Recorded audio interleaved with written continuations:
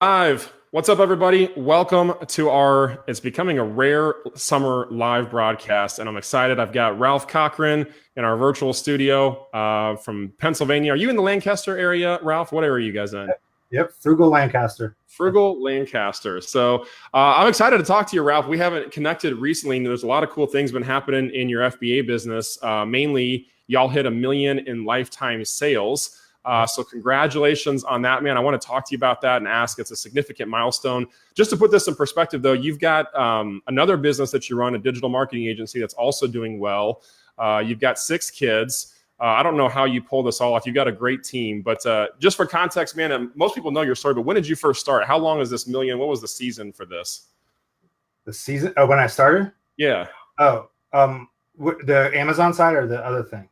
Amazon side. Okay. Yeah, so October of 2015 is when I opened my account, and I got an Amazon. Basically, some people have heard my story before, but the idea was to train my children on how to be business in business and entrepreneur, kind of that mindset, regardless of what they decided to do. And then, so my daughter, who at the time was I think 12 or 13, she was my shipping person. I did a shipping for about 3 weeks and hated it, and then going into Q4, someone said, you have to have somebody shipping. So I gave it to my daughter, and she did it and did better than I was. And so we did a little bit, but we only sold like $2,000 or $3,000 in the first Q4. And then I really got serious though from this group. I bumped into this group off of YouTube.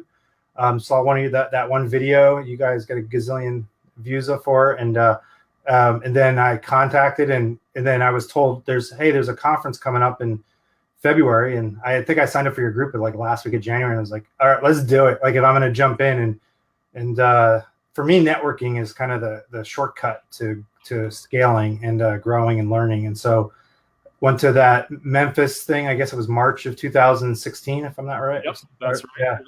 Yeah. And that's from there on out, it was kind of how it worked. So yeah, I can go deep into that, but that's kind of where I started at. So. Yeah, I'm always curious about the early part, and I know you've been out in interviews for the group before, so if someone's brand new, they might not know your story. But there's a bridge between at $1 million in sales today. What does that even mean? I want to talk to you about that, like your margins. What does your team look like? Your tools, like what does an actual $1 million business look like? So I think some people may not fully grasp that. But two, you didn't just wake up here? So this was back in 15, so 16, 17, 18. So is this your third Q4 coming up then? Yeah, I guess technically it is. I don't know if I count the first one. I didn't know anything, so it was you and Zach were helping me, and whoever else was part of your team was doing your thing. So yeah, no, it's So there was 2016. By basically after that, there was a Gay Lisby, I think, spoke, and she said she challenged everyone to 10x your payout. So if I was getting a payout of $500, how can you make that $5,000? And within 6 months. And so I kind of took that challenge, and I remember standing up too and kind of making, like, I felt moved to make a declaration of just, hey, I think you asked the question, what's your why? Why do you want to do this? And for me, it's really about education and entrepreneurship, that training the next generation. And so I stood up and made some comment like that. That's kind of been a stake in the sand for me. And, since then, I've been able to fulfill some of those ideas and dreams with the class I taught on entrepreneurship, and helped fund a trip to Guatemala for a bunch of kids and go from my kids' school.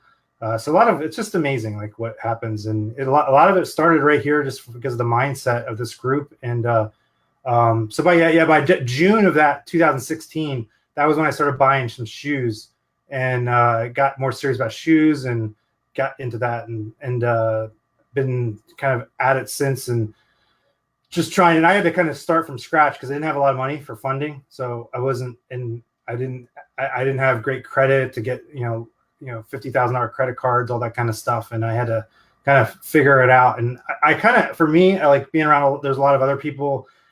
Like I saw guys like Gary Ray and Devin and all these other, like, oh my gosh, look where they are, and I really.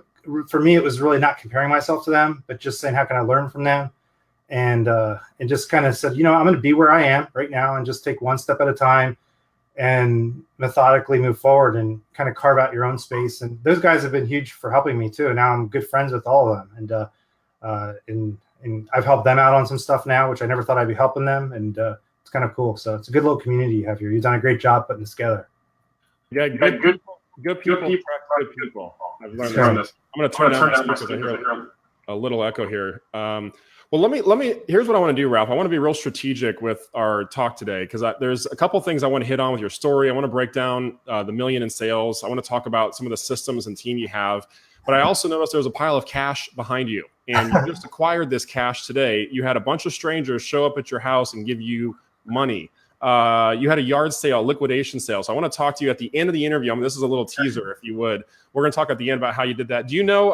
Do you have any idea what y'all's sales were for today for the yard sale? I haven't had time to count it. In fact, I have this money bag. My shipping manager handed me. He's like, "Listen, I don't want to carry much cash." He was getting nervous, and he's in the screw probably laughing when I see this. And he didn't say he was getting nervous, but he was getting nervous. And so I don't think the Amish or Mennonite in our area were too dangerous. But so I had to get him another money bag, and then he gave me this, and I just brought it back here just to have it somewhere, and we have to count it. So we've had about 500 shoes out there, and looking, if the pictures are on the Facebook group, you can see how much was there, and like I would say a third of that's left, or maybe even a quarter of it's left, even, and we still have. We started at noon, and we were planning to go do it till 6 tonight, and then go again tomorrow from 7 to 2. And there's no way we're gonna have enough inventory. So yeah, it's pretty cool. But if you do the math on what our pricing was, it was one shoe for $30, two shoes for 40. That would equal roughly about, on average, probably about $12,000-$13,000. I think right here I probably have about $4,000 or $5,000 sitting right here behind me. So, but I don't know. So. Okay. Well, I'll circle back on this at the end because I want to break down this little strategy because it's something that anybody I think can do. You guys just had you called it a shoe liquidation sale, but literally it was a yard sale. I mean, you said you had this, you were telling me beforehand you had this at your house. So it's like in your front yard. Yeah. Well, we marketed it up. The great effort is shoe sale, but yeah, I played it at the house to bypass some, rules. Well, I guess we're on a private group, so zoning rules that were nonsense in the local. Like if I was to do it at where my warehouse is here, I was too much drama to go to the township, and so I just used my yard sale, because you're allowed to do that. And so anyway. Okay, sure, man. I'll talk. I'm curious on the details of this, how you got people to come, how you market it. So I'll cover that at the end. But so let me start with this, man. I just want to go through your story, where you guys are today. Million. Do you know what your total sales are? Have you looked at your updated stats?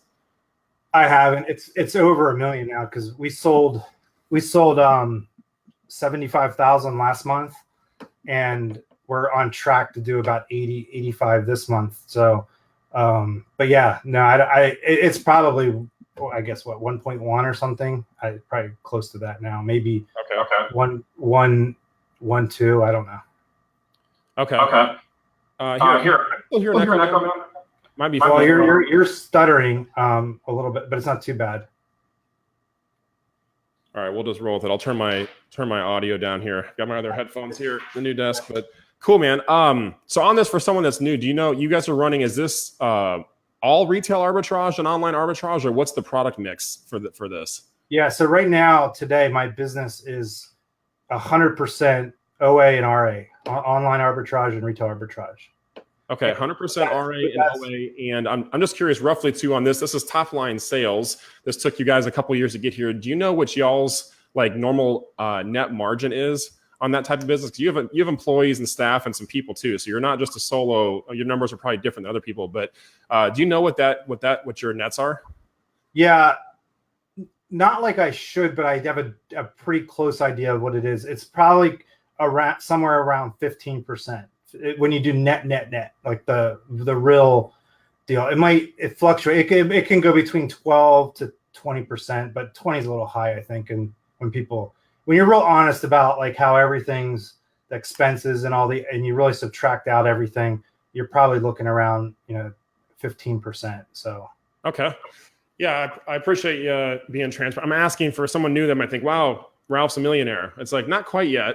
You're in process of building that, and you've had some businesses you've built in the past. You've had some big failures too. We can maybe talk about that at the end too, some things you've learned from that. I mean, you basically rebounded essentially from scratch for starting this business. I mean, you guys had gone through a rock bottom type period, but I just want to give someone some context. So let me ask this first, man, what, just as a high level, and I see you guys here on Facebook, What's going on, Randy? I see Julie. I see Craig on here. So what's up, guys? I want to ask right off the bat, man, what's tools and team? These are two things I want to ask about and just kind of get out of the way. So what are the, I know you've got staff that's in different place and your kids are working for you, but what are the main tools you guys are using to run the business? Like, are you guys using Inventory Lab, for example, or? Yeah, Inventory Lab. And so right now we use Scoutify, but I'm going to be moving to ScanPower for sourcing because you can get into the variations and get more precise. I've been persuaded by that from some other multi-million-dollar sellers that are mentoring me. And then, so Scoutify, Inventory Lab, what else? Be Cool is our repricer. Okay. Software. And I use Slack a lot for our VAs, communicating with them. Facebook Messenger's big one. What else? Trying to remember all the tools we have. You guys using like refs? You guys use RevSeller in your sourcing? Yeah. I forget. Yeah. So I'm just I'm not in it every day. I'm not doing the buying or the shipping, so I forget all the stuff we use. So yeah, my buyers that are doing OA use RevSeller. One tool that's kind of cool, I want them to use more of, is RevROI, which is an extension that helps you find out what the best cashback deal is to go, whether it's Ebates or Top Cashback or one of the other ones. And it also helps you find gift cards too. So that's a good tip. I'm trying to get into stacking so you can, going with the OA so you can get deeper discounts on it. So I can, if you ever wonder why people can buy the same stuff as you and yet goes lower on their margins, it's because they're getting more of these coupons beyond just the store coupon. So Rev ROI is a Chrome extension. Is that a free or a paid Chrome extension? I think you have to pay for it. It's worth it though. It's like $30 one time, and then it literally takes, like when you're doing the OA, it shows all the places where you're going to maximize, because one product on Ebates, it might only give you 5%, and on top cash back, it gives you 12%. So you want to make sure you buy with top cash back on and not Ebates. Okay. And you stack that on one of the coupons from OA Cheddar for 10% coupon, and that's 22%. And then you add that with if you do a gift card, which we're not good at. I just know what to do. It's one thing to know what to do. It's another thing to do it. But if you get a gift card, it's 10%. Now all of a sudden you're walking in this product with 32% off before you even make the purchase, and you guys on your Cheddar list, you're finding awesome deals. Then you can knock it down further. So that's what I have. I'm trying to train up my OA team to do that more. It's pain in the butt, but it's worth it. I'm going to incentivize them. So one of us is watching this, so she's probably laughing right now, but we're going to get her she's one of my best buyers, and I'm going to help her to get motivated even more so. She's already motivated. She's great, but I'm going to help her make some more money this Q4.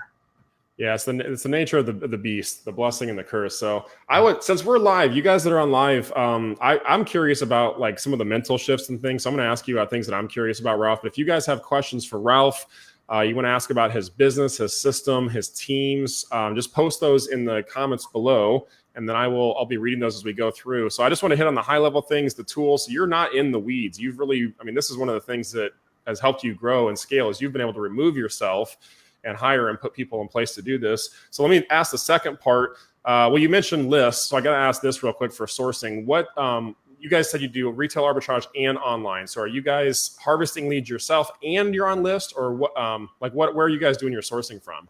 Yeah, I use lists. I was gonna try and get an tactile arbitrage and all that stuff. I just didn't feel like going through the learning curve and the opportunity cost to do it. And I know you can get stuff through it, and you guys probably even use it for developing your list, but I don't know that. But I'm just saying you do, yeah. And it's a pain in the butt. Too though. What's that? TA is tricky too, though. We use it every day, and we're constantly learning. And there's things that it does that we're still learning about. So it's a tricky thing too. But so you skip most of the software, and you guys just use lists. Are you on multiple lists? Do you have like one list? I'm like three or four different lists. So okay. But you're one of those lists. You're one of our main ones, and we actually let go on another list because OA Cheddar was so good. So just a little plug for you. Well, that's good to know. Cheddar, a mini commercial for OA Cheddar for you guys watching this. So that's good to know. That's always good to know. Yeah, some of these lists you have to wait a year to get on. Like I was on one for like 9 months waiting, and I got on, and that one's been great. And so yeah, but yeah, it's some of them are junk. But yeah, my team, they get the list, they go on, and then they go through every day and buy stuff and get it shipped, and it's easier said than done. As you know, sometimes it's frustrating because it gets the store will cancel the order or all those things, but just keep pushing through, and we try to have them buy. So one question you haven't asked you, I'll just say one of my goals right now today is to have my team buying about $50,000 a month in stuff, and so whether that's RA or OA. So OA right now is it's roughly about half and half right now. So and okay. Sometimes I just hired a guy a Taylor, and he's been my full-time RA buyer, which is really nice because the way I look at it is you build your org chart of all the different functions your business needs, and then you put whose job that is, and basically when you start out, my name was in every box, on every job description, right? And then I quickly just say, how can I fire myself and hire someone better than me?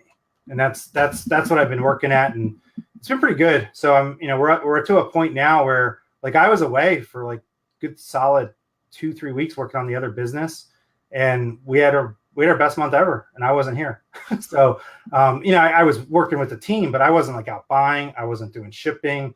They would message me, and I would kind of just oversee and manage and stuff, but I had to work on my other business because the big trade shows they had, and then I went to ASD, and then so yeah, the systems, I'm a big systems guy, and I kind of joke because I'm kind of lazy, delegate out, and but I don't know. I just the way you grow is leverage. That's the number one word. But you leverage OPM, OPT. Those are the big ones. Other people's money, other people's time. And that's a big part of. So right now I'm in the process of leveraging OPM, and I'm trying to raise a significant amount of money, several hundreds of thousands of dollars, to basically pop this thing into a very large business. Maybe in the $3 to $5 million range in the next 2 to 3 years. So that's the plan. I feel like I've proven the concept. And then I'm going in different directions. I know you want to stay focused. So I was going to get into private label where I'm going with that, but anyway, I'll just reel back in here, let you. I do these interviews for other people, and I know how it is, but hey, we're all friends here, Ralph. It's okay. We're just passing along some of the nuggets of gold we've learned along the way, hopefully to help somebody else in their journey, because we all start this business. It's a pain in the butt. You go through the process. Like there's no shortcut around it. It's messy. You got boxes in your house, and you grow, and then you start hiring people, and you start outsourcing, replacing yourself, and building systems.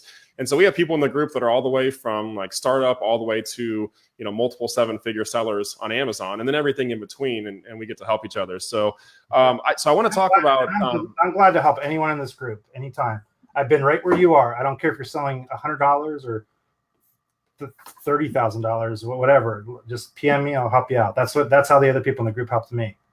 It's a great place, man. So I want to talk about the leverage. This is you got me excited about the fulcral point, because there's certain things you can do in business that create leverage, and you get exponential results. Like you mentioned, you left and went away on vacation and came back, and your team had your best month ever, was what I just heard you say. So how do you have your best month ever? A lot of people are watching this saying, hey, if I go away from vacation, it's like, sales hitting the tanker. So I want to ask about well, first off, let me ask this question first, Ralph. Did you have a bunch of capital when you started, or how did you fund the startup phase? You mentioned you're raising capital now to go through growth, but how did you fund the early days? So without going too deep into this, but just to paint the picture of how little I had, in 2015, the year prior to that, roughly, about the year prior, I was living in my parents' house with 6 kids, and I had $500 in my bank account. So you said this before. Can you explain how did that happen? What happened? Were you running a business, or how did you? Yeah, I had not a good place to be. Yeah, so back in 2008, 2005 to 2012, roughly, I had a pretty sizable real estate business. We owned 8 mobile home parks and a self-storage center. It was about $30 million in assets. So commercial real estate. Yeah, commercial real estate. I had raised capital for that, and We raised about $6 million and then got a loan for $16 million from GE Capital, et cetera, et cetera. Michigan, Indiana, life was great. And then I was going to triple in size I had a guy that sold his company to Warren Buffett. You might have heard of Clayton Homes, Jim Clayton. I've heard of Clayton Homes. Yeah. I think Zach used to actually sell for Clayton Homes, perhaps. Okay. Well, Jim flew out in his private jet and hung out with me for 3 days in my SUV and gave me $5 million. And I had a friend that he was not a friend. He is a business partner, went crazy on me and sued me. And I knew the scripture verses, a good name is better than riches. Mm-hmm. And I had to disclose that to Jim, and he took the $5 million back, which I was told. That's why I told him, because I didn't want to get him in a bad place. And we were going to use that to finance buying mobile homes to bring them into the parks and fill up the community and thus increase the net operating income and make millions. It didn't happen. So the long short of it is I lost all of that. I had to give it back, and that things collapsed. But then the recession hit at the same time. Some of the places where my mobile home parks were, Michigan, Indiana, the auto industry collapsed. My tenants left. I had multi-million-dollar loans co-signed on, domino effect.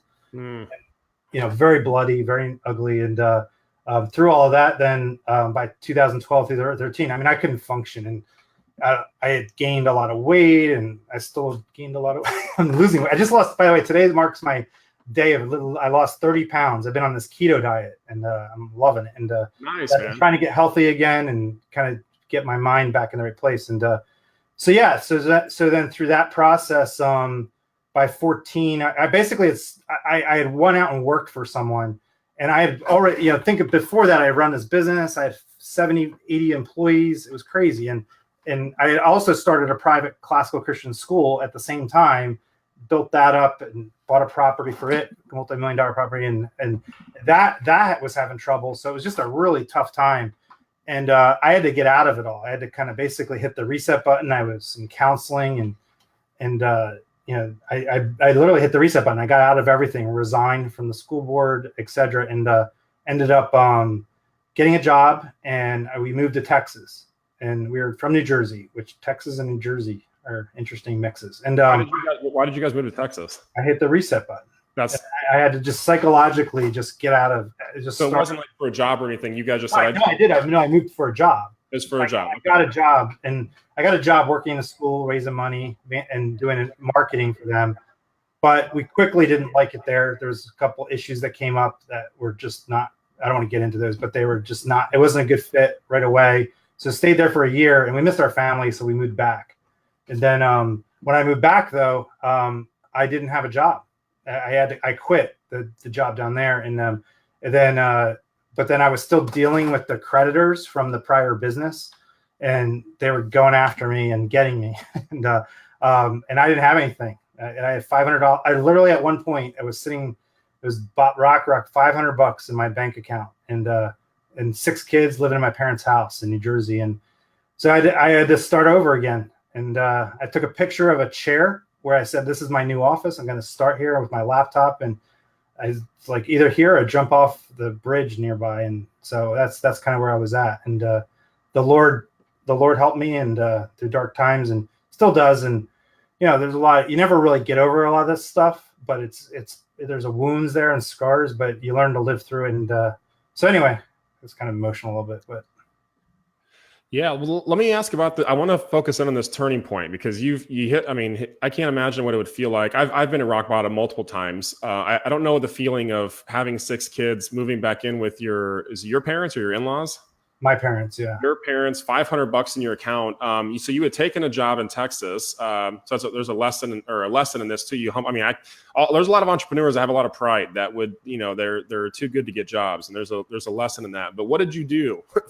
$500 at your parents' house. Did you go back and work, or what did you do first to kind of? I basically started because I was really, I know the Christian school scene, the classical Christian school scene pretty well, and I understand what's going on in the educational movement and stuff. So I started a consulting company where it was me, and offered helping them with marketing, because the schools are pretty poor at marketing. And so I had also, when I was at the prior job, I had set them up, and they were killing it. And I used this strategy called inbound marketing back in 2012, and I had put them on a company called HubSpot. And so long and short is I basically started a marketing company, and I was able to get a school in Delaware to give me free tuition and pay me a 500. I think they paid me $500 a month. That was where they were getting 500. But they gave my free tuition for your kids and a $500 a month payment. Yeah, and then I was able to get another guy I just randomly bumped into, and doesn't matter where I bumped into him, but I bumped into this guy, and he had a balloon selling business, and I offered to do his SEO and Google paid ads and all this stuff, and I got a deal with him for $3,000 a month. And then I ended up getting another school for like $2,000 a month. And then we ended up we were driving an hour and a half every day, in the morning an hour and a half, and then to go take our kids down to the school in Delaware.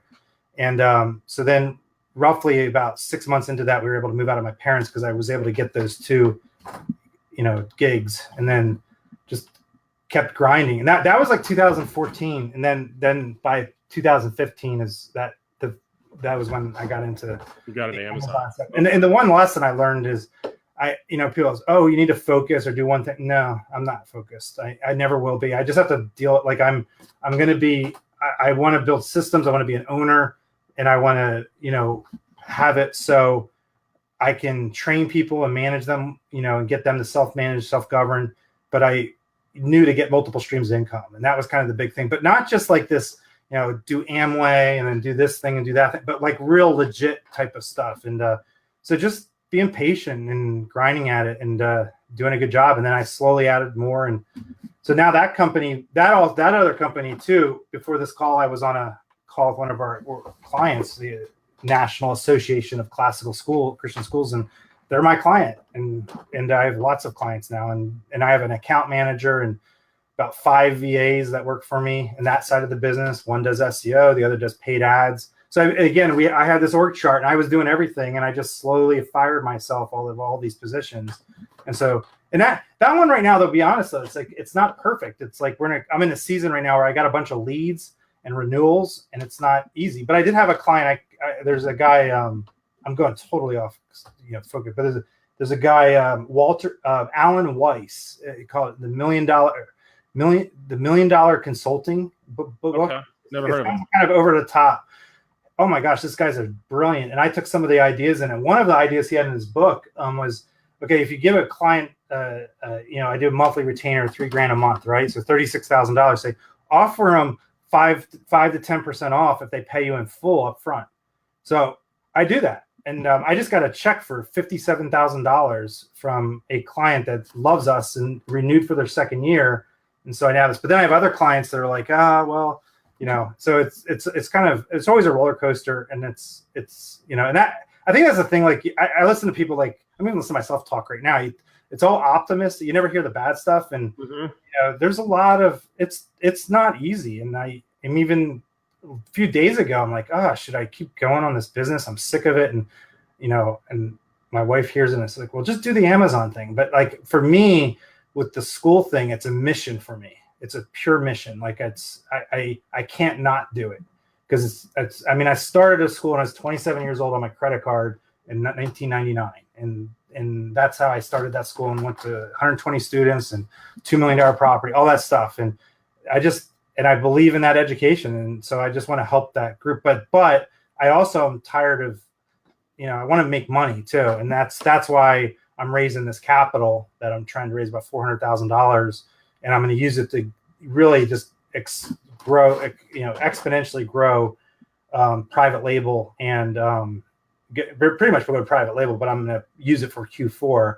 And then from there, launch. I have 2 private label products that I'm on the, like next week, I should be sending in my money. And so what's happened too, just stop me if you want me to keep going on, is in terms of building systems, I've also recognized that I need to have a private label system. And I've really struggled with private label. Like I've been like Andy Slamon's course. I think I even helped you kind of connect. I know you knew him, but like, hey, you need to connect with Andy and stuff and get that going. And I love Andy. He's great. He's probably watching this. And He lives 45 minutes from me, and I went through their course, I went through their boot camp, and I was mad at myself. I could not get a stupid product launch, and yet I can raise all this money and I have all this experience. I was a mental block, total emotional thing. And I just been frustrated. And so last year I had a product I was going to do, and I was with Laurent and Andy, and they said, "Nah, don't do it," because we looked at the numbers again, and it would probably have crushed me. And so I avoided a huge landmine. And originally we had thought it was a good idea, and then looking closer, it wasn't. I had samples and all this stuff, and so that went into Q4, and I just said, "Nah, I'm going to just focus on Q4 with RA." And then this year, I tried to get back into January, February, March, and I just got frustrated again. I couldn't do it. I don't have like the way Craig Soderall is and some of these other players. Like they're just they have this like boom. They have this ability to source the product and research. I get like I hate talking to these people on Alibaba and back and forth. So I thought because I sat back and I was like, okay, how did I get here in the first place? And my other and it's systems, and I go, stop trying to be the superhero of I can do it all, and I have to learn how to use Viral Launch and all. I have Viral Launch too, and Jungle Scout, and I've had all that stuff, and I still do. And so, but I decided, I'm going to create a team and hire people that can do this for me. So I basically figured out with some, like I have a VA who's my personal assistant who ironically, she works for me part-time. Her other job, she's a logistics manager for another private label company. And so then I asked her, well, what's the org chart there? And she sent me a picture of it. And once I got that org chart, it all made, I'm like, okay, that's what I need to do. And so basically the whole spring I've been building a private label team. Now recognize I don't have a private label product yet. So I'm not making money. I'm investing into it. And I'm investing back into the company. And so I basically hired a research person, a guy that can do research for me.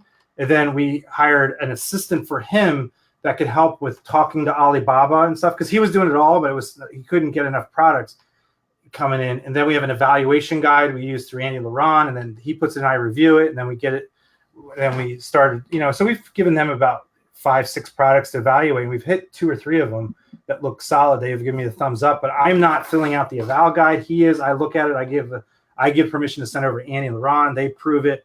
And then they go back to the sourcing agents, and then in China, and then the sourcing agent they work with to get the pricing. And so right now I'm literally got samples in, all this stuff, and we're about ready to launch and buy the first one. So I have my first 2 or 3 products for Q4. And so I basically have created a division that is kind of like, and I call it crawl, walk, run. When I got married, my pastor at the rehearsal, he said, listen, we're going to do 3 times, and we're going to go drink cigars and have beer. I'm Presbyterian, forgive me. But we're going to go to the rehearsal and have a great time. The rehearsal is, but we're going to do this 3 times, crawl, walk, run. He was a former lieutenant colonel, and we're going to crawls. We're going to go through this the first time, and you're going to be nervous and mess up. The next time we're going to do a little quicker, and not literally crawl, but the whole rehearsal. And then run, we're going to do the 3rd time. It's going to be smooth, and we're going to get out of here. We did our rehearsal in like 30 minutes, 40 minutes, and we were done and went and had a great night. So ever since I do that with business, I always try something. The first 6 months to a year is crawling, then walking, and then running. So right now I'm kind of in that crawl walk stage with private label. And but I built the system that, again, if it works, which I think it will, then it'll be able to just, and I won't have to be in all of it. And I can hire a GM to do the part I'm doing right now, and with different SOPs and all that stuff, so standard operating procedures.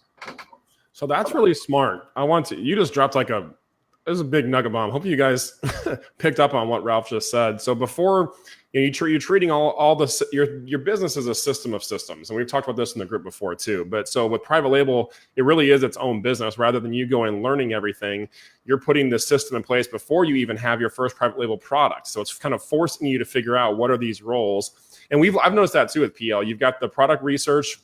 We have that outsourced with the VA as well. She's kind of constantly looking for ideas. We've honed into a niche. There's like a design team. So right now we have Sarah like working with our designers. We outsource that and use Design Pickle and different design companies to do the design work. And then there's the sourcing. It's kind of like a third piece of private label. And you said you brought someone on to do Alibaba. We tried Alibaba. It was like a pain in the what. It was like the worst thing. Standing up line, talking to we'd talk to a factory, we'd get a product figured out. We actually would reverse engineer and find our competitors' products, and then come to find out, oh, we can't make. It's like the color was off or some little thing, throw the whole thing out. So we actually, inside the Alpha Group, we had a referral for a sourcing agent in China. Gary and Kim had taken the trip to China. I know you guys are going to be going soon, it sounds like, as well. And this sourcing agent has been like she's been amazing to work with. She helped us build our product. We're getting our product from multiple factories, and she assembled all the pieces. It wasn't just like one factory is going to make it. So she kind of helped put it together, and she gets paid a flat, it's 5% of your purchase order. But that includes the inspection. So it's like a no-brainer thing. But anyway, that's a sidebar. But the system of systems. So you're basically starting off private label that way. And I asked you, let me go back to the comments here, because we went through like your rock bottom story, Ralph, $500 to now you're building a private label division. So I asked you about the capital. You didn't have any capital when you started. You're raising capital now. Did you guys Cliff Note version? I used my dad's credit card. You used your dad's credit card. So you found I couldn't, the joke with me is my credit was so bad I couldn't even live in my own mobile home parks. Okay.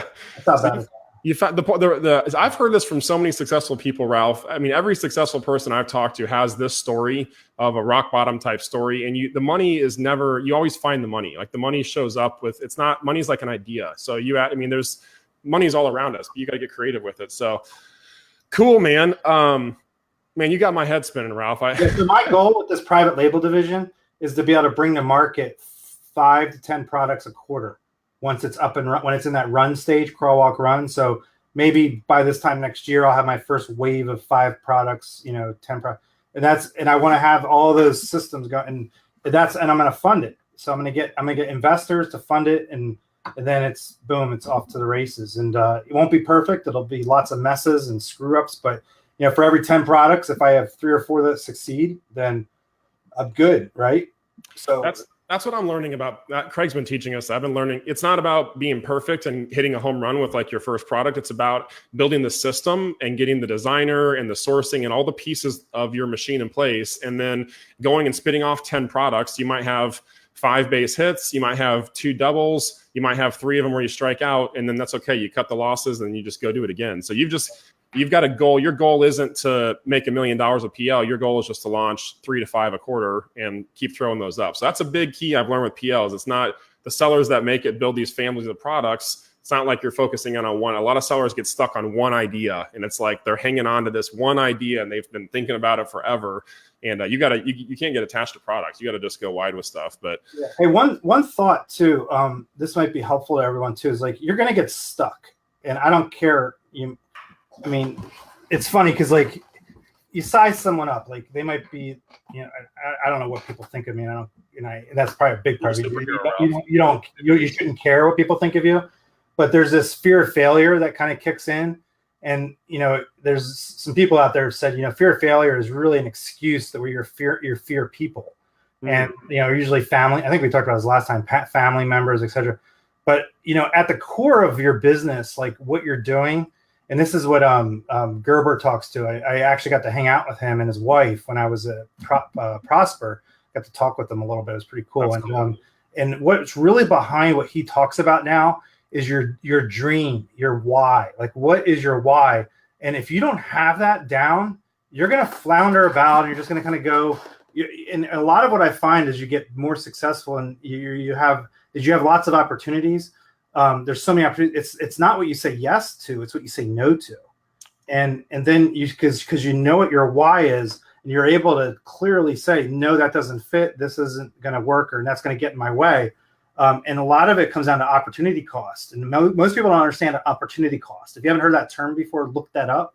But in short, a nutshell is like, if you have 10 opportunities, you only have so much time to do them. And, you can only, in a lifetime, you can only do so much. So you have to pick the ones that are best. And there's a cost to that, not just money, there's time. And a lot of times that's not taken into, and that's like with private labels. So like Grant Cardone with 10X, that whole book on 10X, he talked about like, you can assume it's going to take you 10 times longer and harder and more than you ever expected. And I think you even said that on your post, like how it's been, it's oh yeah, PLs. 100%, same way. Yeah, and that's for me. That's why I got frustrated. But it's like, this isn't rocket science, but it's just the effort, and that's why I had to get a team and to leverage other people's time that actually have some skill sets that, you know, I don't need to become the expert. And that's it. I was falling into that trap, and I had to kind of go back and remember this opportunity cost and focus. And so, and I'm not a success story when it comes to private label. I don't even have a product out there. So don't, like, it's just, I'm just building this thing, and it, you know, somebody, oh, this is great, this guy's awesome. No, like I might be a huge failure in 6 months with this private label stuff. I don't know, but I'll tell you, you know, you can interview me in 6 months from now. We can talk about it. Both of I think we're on the same pathway here. So. Yeah, here's the difference though, Ralph. You're so transparent. I appreciate it. That's why I love talking to you, man. It's just like, I feel like I'm having a conversation with a good friend. Talk to Jersey people, man. We say it like it is. We don't hold back. Here's the difference between you and probably 95% of other, and I'll use PL specifically because you're in that classic stage. This joke came up at the Alpha Retreat, the retail arbitrage anonymous, like the classic. You start an RA, you get the OA hustle going. It's a lot of hassle, and you're like, well, I could make just as much net profit, if not more, with like 3 to 5 private label products in this whole arbitrage team. And so you're in that transition. But the difference between you, Ralph, is that you're willing to fail on your face and even do it publicly. So you mentioned like fear of failure. I don't know if you've torn that off. Are you more afraid of failure or success? Because you brought that up before. That's a good question. Well, because of what happened to me, I mean, I was, I'll answer the question. I don't know. That's a good, I don't have to think about that. You're gonna keep me up on yeah. So yeah, I mean, I might be afraid of success because of what happened to me. You think you're more afraid of success because you had success before, and then something happened and you lost it all. So is there that fear that if you get it back again, like you'll lose it again or something? Yeah, exactly. And I just found out this is crazy. You're a good interviewer, by the way. We just bring up the good stuff, Ralph. That's what. Here's something that happened that kind of really. So you have all this stuff, and I really doubt myself. Like, did I screw this company up? I had a $30 million in assets company. It was pulling in $2 to $3 million in revenue a year, like 2.6 million in revenue a year, and I had like 50 employees. You know, everything. I had all these investors that wanted to give me money. They couldn't give me money fast enough. And I told them no, because we wanted to fix this situation of their operations and stuff. But what was my point with this? I just lost my train of thought. Well, your fear of success of having it, and then. Oh, I know. Okay, so I had my regional manager called me out of the blue, like 2 weeks ago, and the Lord does this because I'm doubting myself. Did I screw this up? Was I a coward? Should I have told Jim Clayton about that loan? Was that really the right thing to do? Maybe I'm making it sound like I'm some great righteous decision, some, you know, pious thing I did. Was it really, did I have to tell him? It wasn't really necessary. You know, would other business people have done that? And so just kind of reflecting on that, just kind of like what, you know, coulda, shoulda, woulda, you know, that kind of thing. And so my regional manager calls out of the blue, and he tells me like some guy he plays poker with is in the World Series, and he just won the Kings versus Aces. The guy that won the Aces, that's his friend in Michigan. He plays poker, and he went into the finals table. He called me about that. Then I started saying, well, what are you doing now? And he goes, so he still works for the company that bought out my company. So I actually kind of bought it out, but I didn't get any money from it. And when we gave it back, we ended up selling it. Sort of, it's a little complicated, but that company at the time was the same size as us. They doubled in size by getting our parks, and they just sold in the past 6 months for $200 million. And I said, well, what did they do that's so brilliant? Did they do something different than us? And they go, Ralph, they did nothing different. They did everything. The only thing is they had that loan from Jim Clayton that you never got. And I go, well, actually, Dave, I never told you the story. I did get it. And I go, I gave it back. He goes, what? Why did you do that? And I had to explain to him. And I says, I just did. And he goes, but Ralph, you had this down. Like, you know, we were doing rent to owns, lease options. We have all these things going on. We understood the market. We were killing it. And he goes, yeah, I just took that money and I filled up the parks, and now they got bought out for $200 million. I'm like, it was so encouraging to me, just because I was like, okay, I didn't. It's not as bad as you think it is, Ralph. And you know, you were talking before about how a father, you know, you're going to be a father soon, right? And you know, the perspective God has on you is much different than the way we think God views us. And you know, so that to me was God's like little gracious nugget. Like he doesn't call. He calls me like once every 2 years now, and he just called me, and I was really in a slump. And this is like 4 weeks ago, and that has like so much so like I'm thinking about going back into that business too in about a year and a half. And so I had an Ocean's 11 meeting. The team's getting back together this weekend and down in Margate, New Jersey, and the team is thinking about getting back together and doing it. Again, my best friend who's retiring next year, he's 62, and he wants to do something, and so anyway, we'll see. That's kind of, but if that's why I have to build these systems where I'm not in it doing it all the day.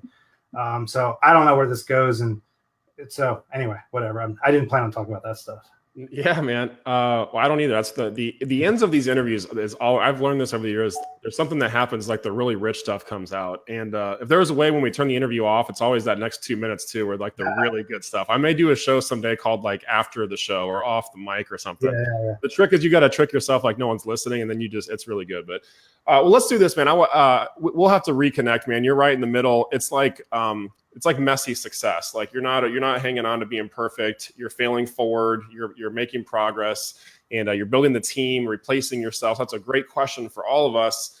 How can you fire yourself from the job you're doing? If there's any takeaway from today, if you guys do what Ralph did early on, make a list of all the jobs in your business. This is a great exercise. And if your name is in the majority of those, ask, how can I fire myself? And a lot of times it can be a VA, it could be a part-time person. There's a lot of simple things that we make this big mental block for. But let me ask this, man, because we'll circle back. You're right in the beginning of PL. Sarah and I are in the same place. We've got samples ordered. Our first order, our goal is to hit by the 15th. It's kind of like a ordering imaginary deadline to get in for Black Friday. We're going to be placing another order right after that to make sure that we're overstocked for Q4. We've got a giftable type product too, but so we'll circle back and maybe we can compare notes and talk about what's working and what didn't in 6 months, because I plan on making a lot of mistakes as well, and I'll be sharing those with you guys. But I want to circle back. We started this conversation with that pile of money that's behind you, so I want to maybe we can do let's do a Cliff Notes. You had a liquidation sale, so do you mind giving us like the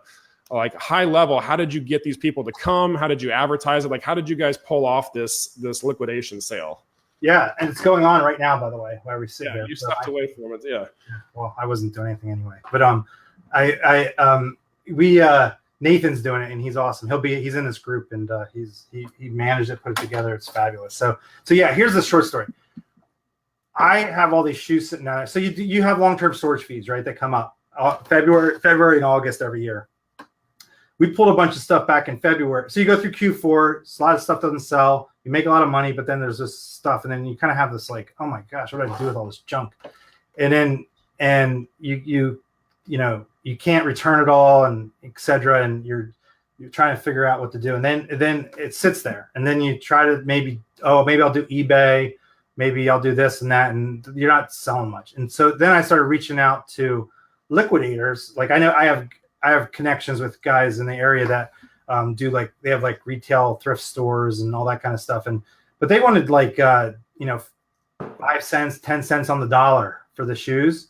And these are like Nike Jordans, $120 Nike Jordans, or, these are really good shoes. And I'm like, I'm not giving you that. That's crazy. And then I thought I had a deal where I got like about 20 to 30% on the dollar from someone for all of them. And I just wanted to get rid of them, Then my team, my shopper and my clerk and my shipping manager and I call him shipping clerk, assistant, the three of them, we were just chatting about it. And one of them was like, yeah, I have this whole thing. And he's like real networked and stuff.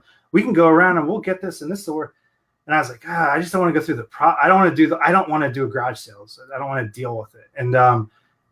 But then I just got annoyed by the liquidation people. And I said, you know what, let's try it. And I also knew the environment we live in Lancaster, and I'm sure it's true at different parts of the country, but it's really frugal minded. Everyone wants a deal around here. And so I was like, you know what, let's do the math. If I was going to do it from there for $7, $10, well, if I can sell these on average for $20 to $30, who cares? I'm like double and triple. And then at first I thought I had 300 shoes. We pulled more back. We started counting them. I had like 500. 500 pairs of shoes. Okay. Close to 500. Now keep in mind, I have about 1,200 to 1,500 shoes in Amazon at any given time. I don't even know what my inventory is today, but like something like that. So we're always buying and shipping in and all that stuff. And and it took me a while to get there, by the way. When I first started with shoes in 2016, I by September, October, my goal is to get to 300 shoes. So, you slowly take that and invest and buy more. And so anyway, that was the problem, the frustration for me. So that out of that problem and frustration, I got mad. And usually my best ideas come up when I get mad. When you have a problem you have to solve as an entrepreneur, right? Yeah, and I was mad at the liquidators and their pricing, and they gave me some quotes. One time I tried to wheel and deal me, and I was like, get out of here. And so I was like, you know what, forget it. I'm going to try this. And that's what we did. And so I just said, I know marketing. I run a marketing agency. I know how to, but I've never really dug into Facebook with the marketplace and the local stuff. And so I said, let's just wing it. And then we were going to try to do Facebook ads. I have a person on my team that is in charge of Facebook ads, and that's all they do. Like I used to be the Facebook ads and I was like, oh, I'll have her run them. Well, we got to put the Facebook ads on, and Facebook won't let me do the ads. They reject them. I'm like, okay. Oh goodness. But then I was able to do on the marketplace and post it, and then post it to all these other yard sale groups that have like 20,000 people in them, 50, and the local, like real regional within the county, like the local towns, and each one there's like 6 or 7 of them. And then I would post it. And then I had my Nathan, my shipping manager, he would do videos every day. By the way, you can go to it's Ephrata, the Great Ephrata Shoe Sale. So we created a Facebook page. We did all this in 2 weeks ago. So this is where it started. And then we just went on there and pushed it out. And then the Great Ephrata Shoe Sale. I just had that. How do you spell Ephrata? EPHRATA. EPHRATA. EPHRATA shoe sale. It finds it for me. Yeah. The Great Ephrata Shoe Sale. So you created a Facebook page. This was the one thing I wanted to ask you about is how did you get the people there? So as far as marketing. Show them the pictures. You can see them on your page. They had line. It was crazy. I'm surprised how good it was. So yeah. So you want to answer that? I'm sorry. Yeah. Just marketing wise, I'm just, because if someone's like, how do I, because I think anybody could take this strategy. We all have inventory that we've accumulated over the years to liquidate. So what specifically did you posted like a picture of the yard sale? The first word is going back to the original point, leverage. I didn't do it all by myself. You didn't do it. Okay. So I got my team who knew people and their friends, and they're younger than me and just into shoes and all this stuff. And they went out and hyped it up. And word of mouth. So it was kind of guerrilla word of mouth marketing. And then we did real estate signs. We got those like bandit signs. Yeah, little bandit signs. Ironically, those didn't come in till yesterday. They were supposed to come in late last week, but the shipping and it was all fresh. We finally got them up. I think they helped a little. I don't think they helped that much. But we put up the Facebook page. Then we started doing those videos that you see on there. Then we were sharing those on our own Facebook page. And then we went into the marketplace, started posting. And then I started posting them into other groups like yard sale groups and that. And then the key was the pricing. I mean, where are you going to get a shoe that's $100 for $30? And we're also, what's going on right now? It's back to school. So, yeah. Right? So we're also playing into that in psychology. And the other thing is I want to get rid of everything, right? So and it's in the rec, and I was explaining it to, why are you selling so cheap to some of my friends? And I said, listen, all those shoes out there, I pointed out, they were at my house. I was pointed at the pile of 500 shoes. It says that all right there. You know how much that's worth to me right now? This much, $0. It's written off. In accounting terms, it's sunk cost. So my ROI today is infinity so I had to have that mindset. Otherwise, you get into and there's a couple times today, like some little kids coming up, we have a Hatchimals, and like, how much is this? And it's $30. And I'm like, no. And I was doing it too. I was trying to get maximizing the profit. I'm like, no. Yeah. And then they were put it down. And I'm like, you know what? What am I doing? It's $20. Oh, great. And so, just take it, get this stuff out of here. And so all of that stuff. So for when I sell it for $30, and now the word of mouth is crazy. They're all on their phones, and it was telling each other, and they're coming in droves. And we actually today is shocking. I think we sold it through about 2/3 of the inventory within 3 hours. And by the time I get back over there, I don't even know if we'll have enough inventory for tomorrow. So it worked well. We had a little lemonade stand with our neighbors came over and let them do that. And then there's a lady that has a blog that I'm friends with. It's called Frugal Lancaster. Okay. And she does all these tips and stuff. And she has 30,000 visitors a month that come to it. And as I cut a deal with her, say, hey, come over, your kids can do a lemonade stand, and I'll give you free shoes for your family. She's like, oh, so they were all over a day, good learning, they're homeschoolers, learning experience for their kids, all that. So that's free catering. Yeah. If you look at that one picture on the thread, there's a line. It was crazy because there's this huge line, probably like 50, 60 people just waiting. That was the one tip too. We didn't let people start shopping early. We were firm. And we also, and I told the whole group of 50, 60, listen, there's no haggling. I know you want to get a deal. You already have a deal. It's 80% off. And, I told my team there's, $30 for one shoe, 40 for two. Even Craig Soderall was buying shoes from me. So, Craig was out there? No, he was messaging us. Messaging. Okay. We were going to ship them to him. So I gave him a little insider's deal. So. Okay, so I want to clarify this. There's some key things you did, and then we'll wrap this all up. This is just a cool little strategy. I think that any Amazon seller can. I should start a course. No, I'm just kidding. No, I don't want him to make a course. This is it. This is like go take this strategy. Go get some cash. That's what it is. It's the so from when you first started the marketing till today. How long was that? When did you guys first start the campaign? About a week and a half ago. Last Monday. It's like 10 days, something like that. What's today? Friday. So yeah, so maybe not even 10 days. It was like last Wednesday or Thursday. We got everything out there. Okay, so 7-8 days. You use leverage, so you let your team run with it. So you got some people on your team that are running. This is sales going on. You're not there right now. You did a lot of word of mouth to start. So you just started creating some buzz. You're in you're not in a huge city, so people know people. You used some of the bandit signs, so some good old-fashioned guerrilla marketing, just yard sale kind of thing, shoe sale, whatever. You posted some picture. Now, when you posted in the marketplace, did you take pictures of shoes and just put like 80% off, or what did you use? What was your marketing? Yeah, no, so the price is the price. So it didn't matter what the shoe was. And then he went through our inventory and just started doing videos every day at like 4:00 and just did a video and talked it up. You can see it on the Ephrata Facebook page. And then Ephrata shoe sale. Yeah, and then I like the name, by the way. The great. You guys could do this. The great whatever shoe sale. The great whatever shoe sale. Yeah, and my plan is like I kind of it's gonna like I'm only gonna do it probably 2 or 3 times a year, right? So I'm thinking of doing one next spring, like in March, April kind of thing, and then right after I get all the junk back from Q4, but then if they know like oh there it is again, can't miss that, and yeah we had people showing up at like 10:30, 11, and I knew like yesterday I knew it was going to probably be crazy because I was getting PM'd. I had a PM coming in every three minutes. It was insane. And some of the questions I go, oh, there is such thing as a dumb question. I was like these crazy questions. And the thrifters. Yeah, I'm like, dude, just read the ad. The ad, it says everything. Just read it.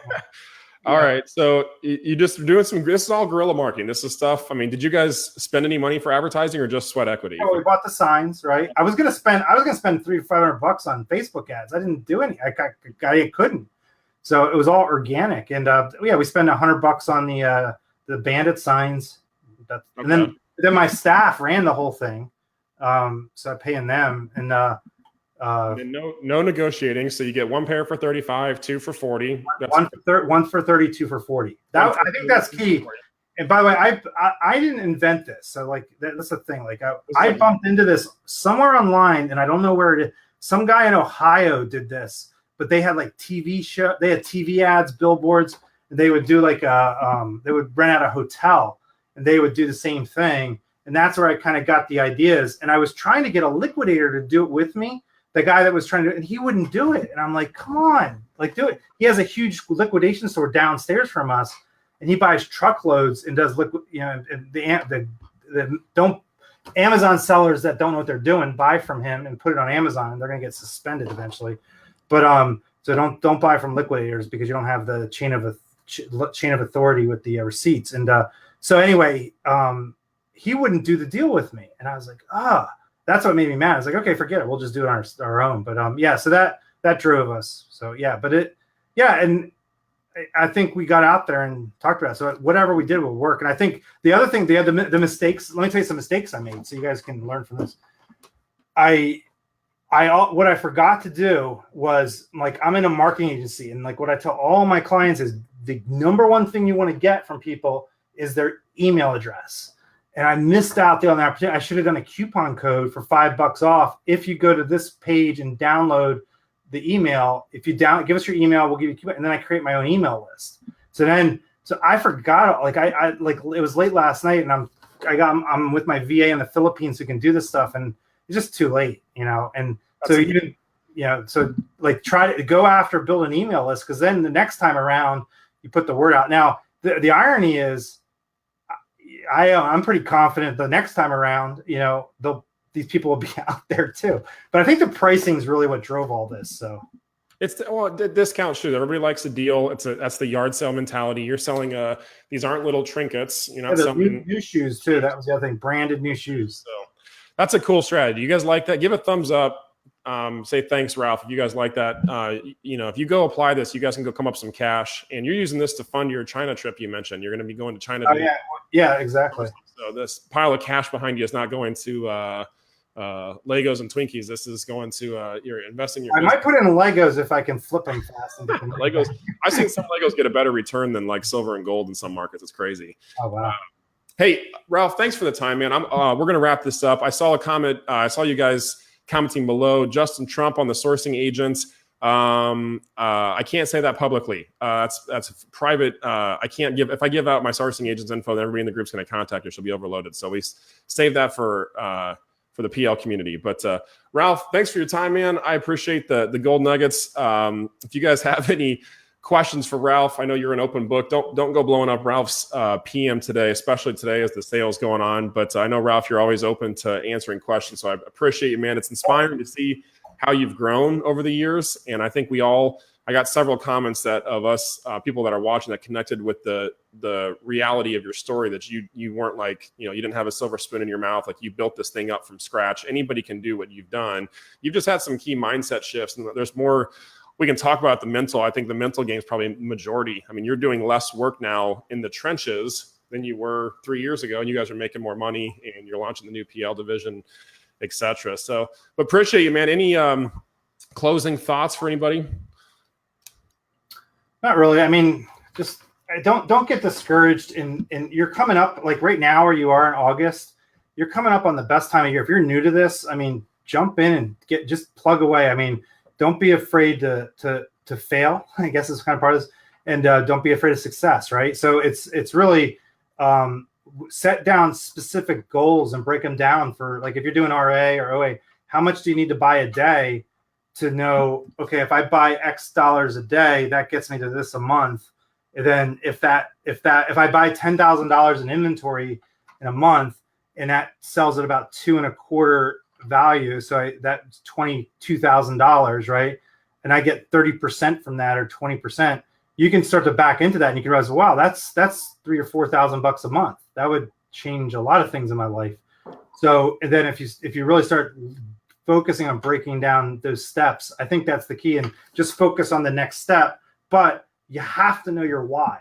If you're just doing this to make money, you're not going to stick with it forever. There's a bigger why behind it. Even for me, why I do this. My kids are watching this. They work in here. They're at camp all this week, but they're in here helping with the shipping and stuff and all that. And they're seeing this. And I don't care if they become entrepreneurs or not. I just want them to know what an entrepreneur is, and that there's other things in life that they can do and really pursue freedom. And they're going to start feeling it a lot more, Lord willing, over the next year or two, because my plan is they're going to be on my trips to China.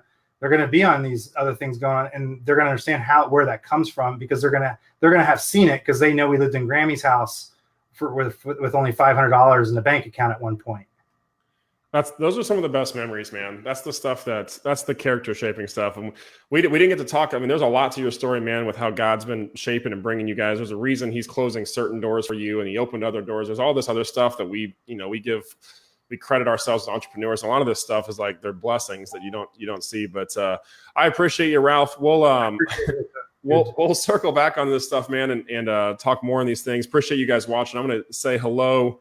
Ann Abe said she'll be watching the breakdown. Randy was on today. Alex Mills, Craig Soderdahl, the lots of good people on today. So appreciate you guys watching. Ralph, Thanks, your man. baby. I'm excited about what's going on in your life too, Gabe, with your baby. Oh man, awesome. You're going to be a great dad. Thumbs up if you guys think Gabe is going to be a great dad. We'll see. I mean, yeah. Don't get me started on the kid stuff, man. I told Ralph in private before we started. My days have been like wrenching on little kids' furniture recently. That's been like my off work. Get done with work, have dinner. Hire the handyman. Delegate.